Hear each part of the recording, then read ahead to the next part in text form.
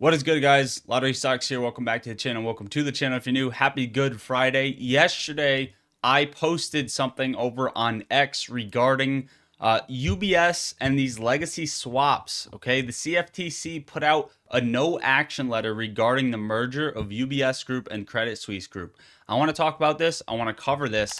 And if you saw the post yesterday, I'm going into a little bit more detail because I actually found some good news following this post. So we got a lot of stuff to talk about with GameStop, mainly with GameStop. If I even have time, I'll get into the overall market very briefly and then what's to come next week. But this might take a little bit. So make sure to like the video, subscribe to the channel, and turn post notifications on. If I yawn again in the video, it is because I did not get a lot of sleep. But overall, long weekend. This is going to be a fun week ahead. A lot of volatility. And I am anticipating something very nice for GameStop investors, as well as AMC, other short squeeze plays, etc., etc. First things first, before we get into all of this, thanking the Lord Jesus Christ. Today is Good Friday, the day he was crucified, died for us. So make sure to say a little prayer today. Okay, yesterday I posted, want the breakdown of this insane corrupt system, because no one really gave it. People were just posting these letters all over X and saying, oh, this is BS, but no one really explained what it actually meant. So we'll go into it. Basically, very brief breakdown. Credit Suisse was heavily involved in total return swaps, and they were exposed during the Archegos collapse. Many suspect some of those positions included GameStop as well as other meme stocks, and there's a lot of evidence to support this, a lot of evidence to support that there are tons and tons of swaps on GameStop, and this is to hide the short interest, etc., etc. Now, those swaps are now part of the transferred positions to UBS. Okay, so Credit Suisse merged over to UBS. Now, normally, if you transfer swaps between entities, they would trigger compliance with current rules like margin posting or clearing through a clearinghouse. If GameStop swaps were uncleared, and the rules would have normally forced UBS to post collateral or unwind them during transfers. So we know that GameStop swaps were uncleared, and the rules for the merger would have basically forced UBS to post collateral or unwind the swaps during the transfer. But obviously we didn't see that because we would have seen it reflect price. Now, many GameStop watchers or investors were anticipating a spike in buying around April 20th, 2025, expecting swaps expiring to be closed or rolled, possibly requiring shorts to cover. Now, I have good news on this in a second. The CFTC is now waiving that requirement. This is the letter they put out. The CFTC staff issues no action letter regarding the merger of UBS Group and Credit Suisse Group. This no action letter from the CFTC essentially gives regulatory forgiveness for the legacy swaps being transferred from Credit Suisse to UBS during the merger. UBS can keep these swaps alive without margin calls, clearinghouse scrutiny, or triggering closeouts. UBS may not be forced to cover anything. These swaps can just sit off balance sheet, unreported, uncleared indefinitely. However, this is not actually correct now that I have done a little bit more digging. This essentially gives systematic players like UBS the ability to delay the reckoning on hidden short exposure retail expected to reset. Instead, this ruling lets the can be kicked further down the road. I tagged Doge, Donald Trump, Robert Kennedy Jr., Doge, SEC, JD Vance, so on and so on and so on. Now, well, lottery sucks. This is awful news for GameStop. And I completely agree with you. This just shows how corrupt the system is and how the too big to fail is too big to fail. However, the no action relief letter that was dropped only applies to swaps executed before the compliance dates of the CFTC's margin clearing rules. UBS cannot use this to create new uncleared swaps or roll them forward under the same terms. What does that mean? This is where it gets fun. What this means is the swaps, assuming, okay, so here's what we assume, right? We assume these swaps are expiring 4/20. Okay, that's just the hints that Roaring Kitty gave us. This means that they don't have to comply with old margin rules, but in order to roll the swaps, they still need to comply under the new terms. Okay, so they need to comply under new extensions, which means no resetting the clock.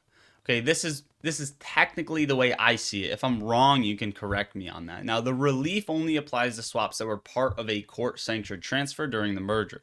It's not a blanket exemption. This is a one-time accommodation based on the unique merger structure of Credit Suisse. And hang on, we're going to go into more detail because we saw the DTCC put out something that actually correlates to all of this. Now, UBS must still provide counterparty level disclosures, including swap valuation transparency and risk disclosures under CFTC business conduct standards. If those aren't followed, enforcement can still happen. The reporting requirements under Part 45 of CFTC regulation, swap data reporting, are still enforced. So while they don't need to margin/clear, UBS still needs to report the swaps correctly to a swap data repository.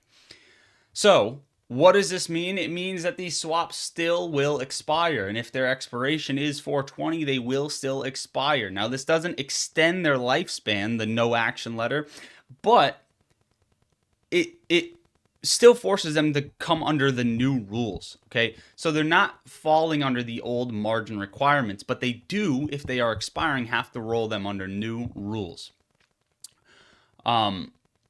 So it can't be rolled indefinitely. So that was something that was wrong with the post without meeting the new rules. And it's going to be very tough, assuming how large their position is.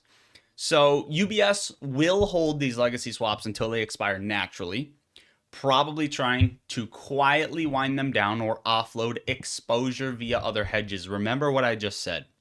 If they want to replace or extend them, they'll have to comply with 2021 or further CFTC rules, which means margin clearing and scrutiny. Now, this makes it costly to keep those positions going, which could still lead to a future unwind when it's no longer economically viable. So this is a delay, not a deletion, and these swaps will still expire. Now, the DTCC just put this out as well, April 16th, 2025. This is important because what this is saying is that the DTCC is preparing for a recovery or orderly wind down, which we just covered. Okay, submission of rule filing SR-DTCC 2025-007 amended the recovery and wind down plan to satisfy the requirements, yada yada yada. What this does, this is where this requires clearing agencies like the DTC to create detailed plans in case of a financial crisis or failure. It involves preparing for a scenario where the DTC might be unable to continue critical operations, so think defaults, liquidity issues, or mass settlement failures. Mass settlement failures. Remember that again. It's essentially a playbook for systematic collapse. But why this date? Why now? It strongly suggests that the DTC is anticipating stress events possibly tied to counterparty risk, hidden exposures, or clearing failures. So how can it connect? How can we connect the dots? Well, the CFTC let UBS off the hook for swap margin clearing temporarily, meaning toxic Credit Suisse swaps potentially linked to GameStop stay hidden and uncleared. But the DTCC is quietly updating its wind down plan right around the same exact time, possibly preparing for what happens if a major counterparty or group of counterparties fails. Okay, putting this together, regulators not enforcing transparency or risk mitigation at the top, the CFTC no action letter, while simultaneously preparing emergency procedures at the bottom, which is the DTC wind down. So if GameStop swaps are still on the books at UBS, inherited from Credit Suisse, and the swaps are not cleared deeply underwater, linked to synthetic shorts, and start to blow up due to price spike or liquidity squeeze, the DTC could be exposed due to clearing failures or collateral shortages, which would require this kind of recovery or wind down playbook. All put in short, it all ties together with UBS taking on this mass amount of swaps, them potentially expiring, or even if we see a price spike, the DTCC is saying, well, if we see a price spike, you're going to get absolutely toast. This is going to be a default. Things are going to be underwater, and we have to brace ourselves.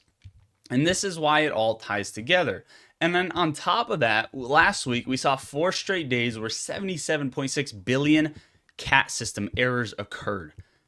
Put that into perspective. That's 310,000 errors per second. I didn't double check that, but it sounds it sounds pretty accurate.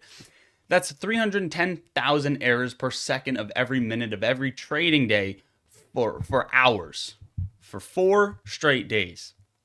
Absolutely disgusting. Now we have a beautiful chart set up for GameStop coming into Monday. We actually closed in an uptrend. I believe we also closed above max pain, which is something that we don't normally do.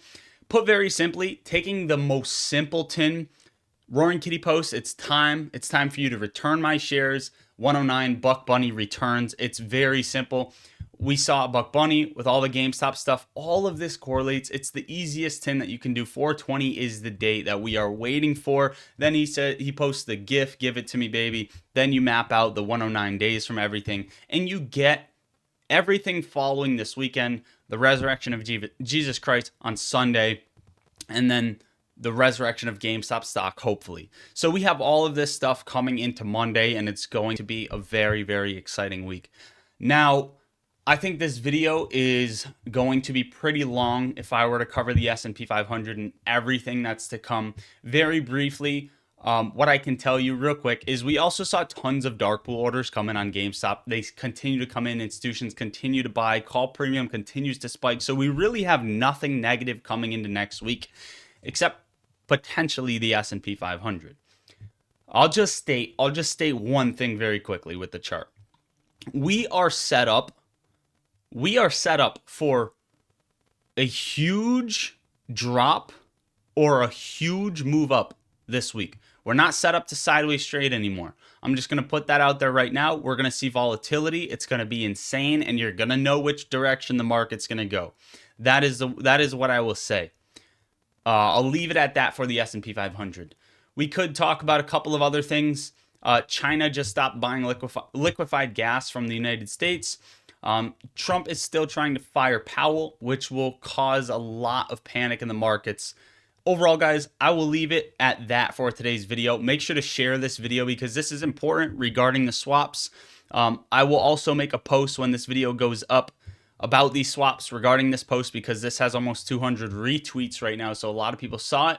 This is an updated version of that. So make sure to go into my Discord so we can chat back and forth and you can talk stocks and crypto with the most amazing people in there. Best vibes, best community. There are no bad questions and the value is so much worth it. We have daily market news from AI as well as option sweep alerts, dark pool trade alerts, insider trade alerts, analyst updates, and more. And I post my trades as soon as I take them. I'm in there on the daily, so come talk stocks and crypto with the best family. That is the top link in the description. Then we have other links in the description as well. I will probably plug the Moomoo sponsor at the end of this video, so if you guys want free stocks, and then Top 1 Futures, code LOTTO for 50% off your account, all that other good stuff. So go do that, guys.